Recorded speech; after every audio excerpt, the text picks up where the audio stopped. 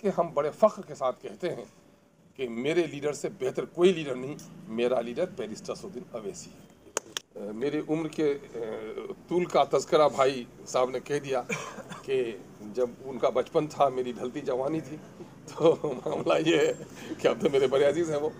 मामला ये है कि गाय बछड़ा छाप था कांग्रेस का निशान। अब मजाल थी गाँव में कि किसी दलित को कोई कह दे कि गाय बछड़ा को वोट न दो, जोड़ा बैल छाप था निशान।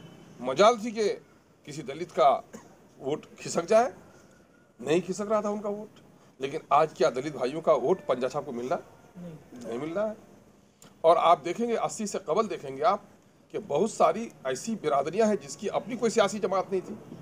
तो इन लोगों ने सोचा, दलितों को मैं मुबारकबाद देता हूँ, अपने हिंदू पिछड़ी जाति के भाइयों को मैं मुबारकबाद देता हूँ, जिन लोगों ने महसूस किया कि भाई वोट हमारा राज तुम्हारा, ये तो नहीं होगा। उसने देखा अभी बिहार की जो जाति आधारित गणना हुई है, मालूम है आपको सबसे बड़ी आबादी किसकी है? सबसे बड़ी आबादी है एससी की, 20% आबादी है ना। आप देखेंगे कि उनके मुबारकबाद दीजिए कि पासवान जी उठे कि मेरा वोट और राज तुम्हारा, मुझको नहीं दोगे बैठने। पासवान ने अपनी जमात को खड़ा किया। सन 1990 से पहले यादवों को देखिए और 90 के बाद यादवों को देखिए। लालू ने जब यादवों की जमात खड़ी की, लालू जी ने, तो उसकी तकदीर बदल गई। मल्ला भाइयों की तादाद बहुत कलील है, उसने अपनी नुमाइंदगी खड़ी कर ली, है ना। मैंने कई बार यहाँ के गुफ्तगू में भी और अक्सर मैं एक जगह पे कहता हूँ कि चौराहे के बच्चे से पूछो बस्ती का नाम, उस गांव के मुखिया सरपंच का नाम, इमाम और पंडित का नाम, सबका नाम बताता है। जब उससे पूछो कि बेटा तुम्हारे अब्बा का नाम क्या है, तो बच्चा चुप हो जाता है। उस बच्चे के बारे में क्या सोचेंगे आप कि अपने बाप का सबका नाम जानता, अपने बाप का नाम नहीं जानता? जब उस बच्चे को बार बार तकाजा करेंगे बेटा अपने बाप का नाम बताओ और फिर भी खामोश रहता है, तो आपके दिल में कई खदशात पैदा होंगे कि मुमकिन हो इस बच्चे का बाप मर गया हो, मुमकिन हो इसके बच्चे का बाप कोई बदनाम ज़माना आदमी हो जिसका नाम लेते हुए शर्म आता है। यह ख्याल किसी कोने में ये भी आ सकता है कि इसकी मनहूस माँ ने कहीं इसके अब्बा का नाम ही नहीं बताया इसको। ये ख्यालात पैदा होंगे ना। तो अक्सर मैं नौजवानों से कहता हूँ गाँव में कि बोलो यादव का लीडर कौन, फट से बोलता है लालू यादव। मैं पूछता पासवान का लीडर, चिराग या रामविलास पासवान। मैं कहता मल्ला का लीडर, पूछता फौरन कहता है मुकेश सहनी। मैं माझी का लीडर, फौरन जीतन राम मांझी। मैं कहता हूँ ठहरो, अवैसी को हैदराबाद में रहने दो, MIM को छोड़ दो, बताओ तुम्हारी पार्टी का नाम, तुम्हारे लीडर का नाम क्या? दिल पर हाथ रखकर सोचो। चौराहे के उस मासूम बच्चे की जो हालत है, जो सबका नाम बताता है, अपने बाप का नाम नहीं बता सकता, और जिनके बारे में बहुत सारी बातें आप सोचते हो, वही हक हमारा है। अल्हम्दुलिल्लाह अल्लाह का बड़ा करम है कि अब उस बच्चे की तरह हमारी हालत नहीं है, बल्कि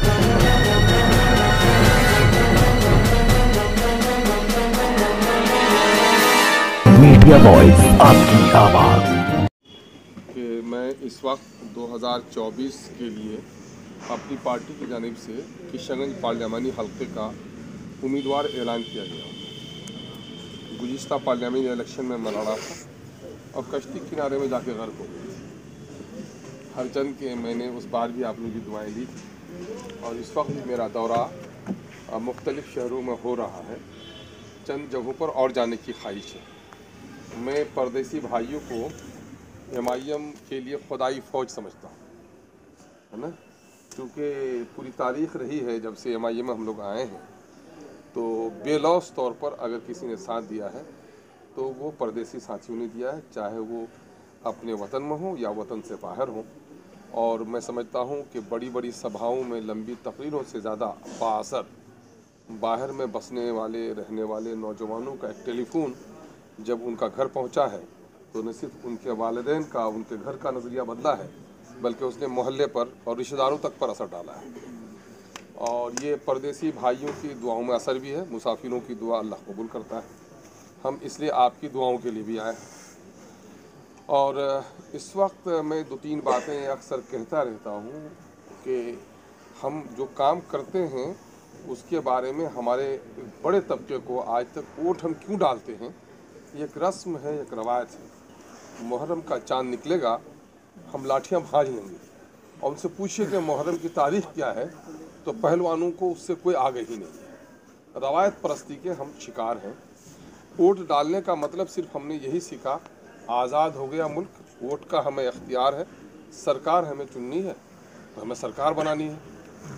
तो हम लोगों के ज़्यादातर हमारे आबा व अजदाद में, और उनके लिए उस वक्त कोई दूसरे हालात भी नहीं थे, हम अपने आबा व अजदाद पर इल्ज़ाम नहीं लगा सकते। आज़ादी के बाद जो सूरत हाल थी उसमें यही थी कि कांग्रेस के खिदमात थे या कांग्रेस का कोई बदल न था, तो लोग वोट उसको दे रहे थे।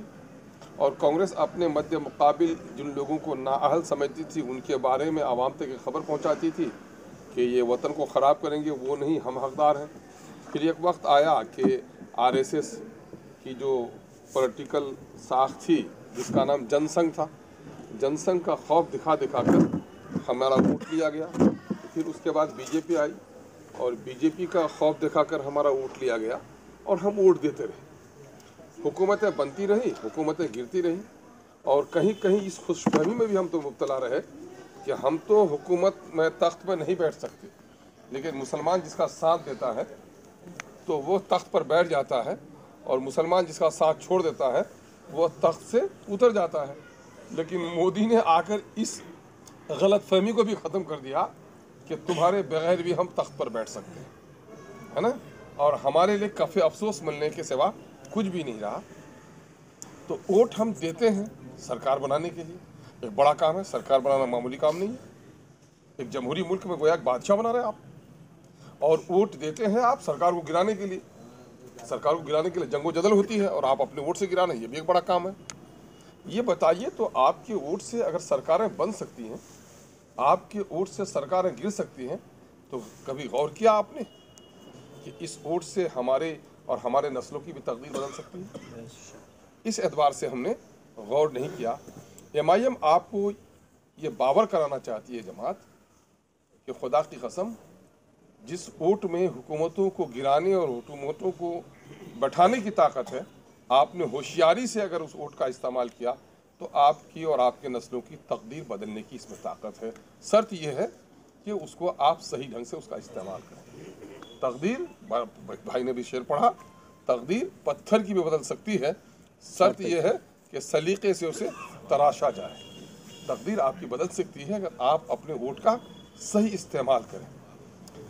हमारे वोट का बुनियादी मसला है कि मुल्क जमहूरी है, और जमहूरी मुल्क में कानून साजी के दो इदारे हैं। कौमी सतह पर पार्लियामेंट, भाई जरा गुफ्तगू बंद कर दीजिए, मेहरबानी होगी। तो कौमी सतह पर पार्लियामेंट और सूबाई सतह पर असम्बलीज, वहीं पर हमारे लिए कानून बनता है। और इस मुल्क में एक मस्जिद टूटी है तो उसका मातम आप करते हैं, लेकिन आपने देखा कि आपके क़यादत के कितने सतून टूटे हैं? हम में से बेशतर को ख़बर नहीं है, क्योंकि हमें उसके बारे में बताया भी नहीं गया और हमने उस तौर पर सोचा भी नहीं। जमहूरी मुल्क में जो बुनियादी नारा है लोकतंत्र का, जिसकी जितनी आबादी उसकी उतनी हिस्सेदारी। तो पार्लियामेंट में, लोकसभा में कितनी तादाद है दिल्ली में रहने वालों? 543 है। अगर 15% ही तादाद मान लो मुल्क में, घर से उससे ज़्यादा हमारी तादाद है, 15% ही मान लो, तो वाजिब हिस्सेदारी कितनी होती है? 55 के हिसाब इतना कम कर लेते हैं आप। 75 आपका अपना हिसाब रहता है, वो आगे सियासी वाला हिसाब गड़बड़ नहीं। 15 5 में तो 575, 543, 80 के करीब, 80 81, मोर देन 80। और उसमें है कितने हम इस वक्त? 23 में शरीफजादों की एक बड़ी तादाद है जो जिसको कभी मुंह खोलते हुए नहीं देखे होंगे आप।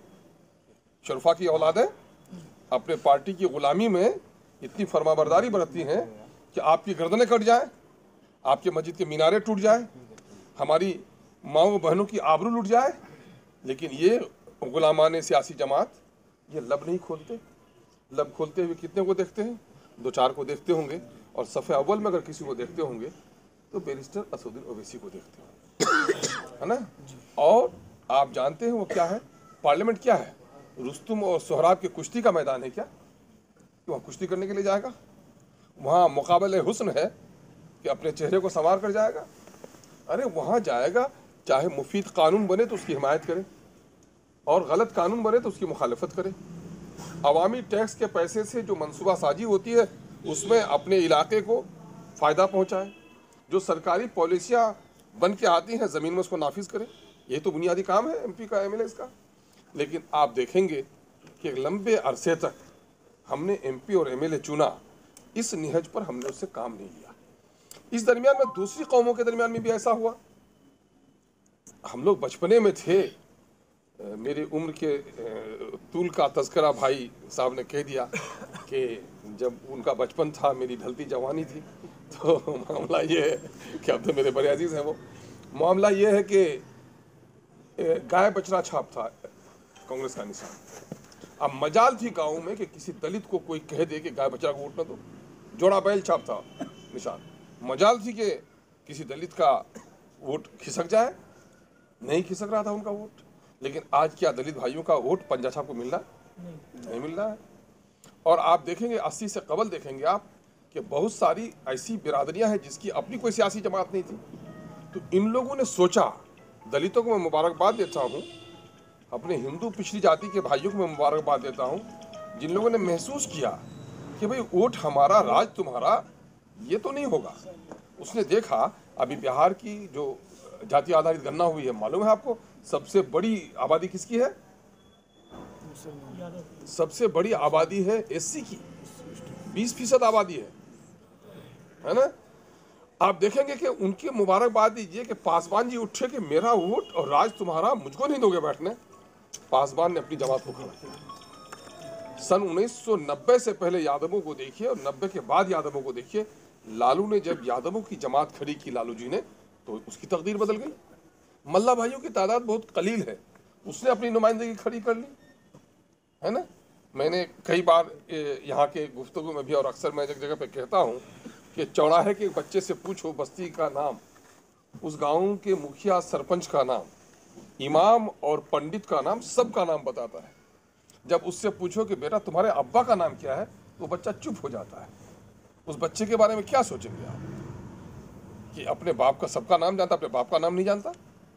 जब उस बच्चे को बार बार तकाजा करेंगे बेटा अपने बाप का नाम बताओ और फिर भी खामोश रहता है, तो आपके दिल में कई खदशात पैदा होंगे कि मुमकिन हो इस बच्चे का बाप मर गया हो, मुमकिन हो इसके बच्चे का बाप कोई बदनाम ज़माना आदमी हो जिसका नाम लेते हुए शर्माता है। यह ख्याल किसी कोने में ये भी आ सकता है कि इसकी मनहूस माँ ने कहीं इसके अब्बा का नाम ही नहीं बताया इसको। ये ख्यालात पैदा होंगे ना। तो अक्सर मैं नौजवानों से कहता हूँ गाँव में कि बोलो यादव का लीडर कौन, फट से बोलता है लालू यादव। मैं पूछता पासवान का लीडर, चिराग या रामविलास पासवान। मैं कहता मल्ला का लीडर, पूछता फौरन कहता है मुकेश सहनी। मैं माझी का लीडर, फौरन जीतन राम मांझी।